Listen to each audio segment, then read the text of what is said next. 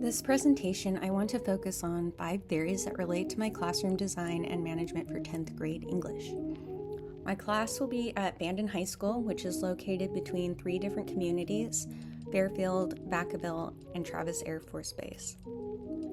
My classroom will have a fairly open seating arrangement with individual desks spaced apart so students can focus on independent work. But when students need to work with a partner or group, they can just move their desks together. I also want to include a small library and a reading corner for students who need a quieter place to focus. My goal is to have a structured classroom that also allows students the chance to become more independent. The theories I chose relate to my learning environment design in 5 major ways: student development, learning, motivation, classroom management, and positive relationships. The first 2 theories I want to mention come from Piaget and Vygotsky. Since my students will be in 10th grade and most of them will be around 15 or 16, they are developing more formal operational thinking. So in an English class, I don't want to just have them memorize information. I want them to work with abstract ideas and think about different perspectives through literary analysis. Vygotsky's zone of proximal development also relates to how I would support students who are struggling. I might model how to analyze a passage or give them a graphic organizer to help them get started. Then, as they become more comfortable with the skill, I would take away some of that support. After all, the goal is not to keep students dependent on the scaffolds, but to use them to help students eventually work independently. UDL is important to me because I know that I'm not going to have a classroom where every student learns exactly the same way. Some students may need an audiobook to help them, others might benefit more from a visual or graphic organizer. I also want to give students some choice in how they engage with their work and, when appropriate, how they express what they know.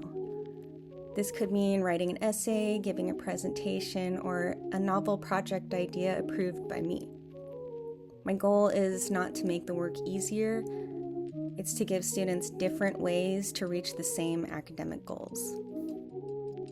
Self-determination theory is one that I think relates really well to classroom management. The theory focuses on autonomy, competence, and relatedness. So for autonomy, I want students to have some freedom, but within clear boundaries. That's where my teacher time and student time system comes in.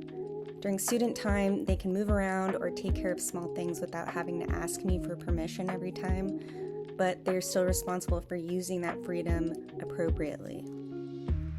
I also want students to feel competent, so I would recognize their growth and efforts through feedback and my inspiration ticket system. For relatedness, I want students to feel like they belong in the classroom. My D&D, Dungeons & Dragons, inspired adventuring parties are one way I can create that sense of community.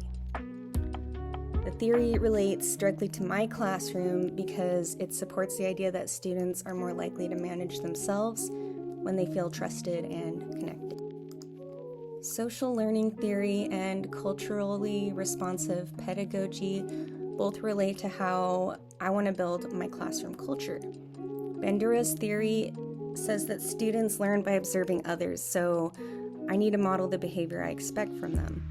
If I want them to communicate respectfully, I need to show that myself, especially when I'm faced with challenging behavior.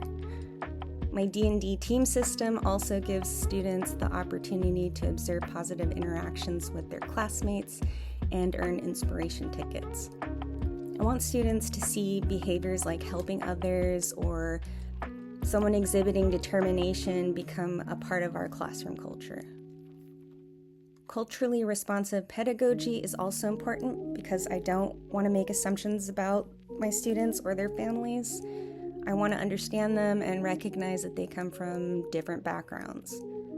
In English, I can do this by choosing literature that represents different points of view and by giving students more opportunities to connect what they read to their personal lives and the world around them. Both of these theories exemplify why relationships matter in classroom management, because when students feel respected and understood, it becomes easier to build trust and create a classroom where students actually want to participate and feel like they belong. These 5 theories that I've mentioned all relate to the kind of classroom I want to create. I want to have clear expectations and structure, but I also want them to have a sense of independence. My overall goal is for students to understand what is expected of them and at the same time feel respected and supported.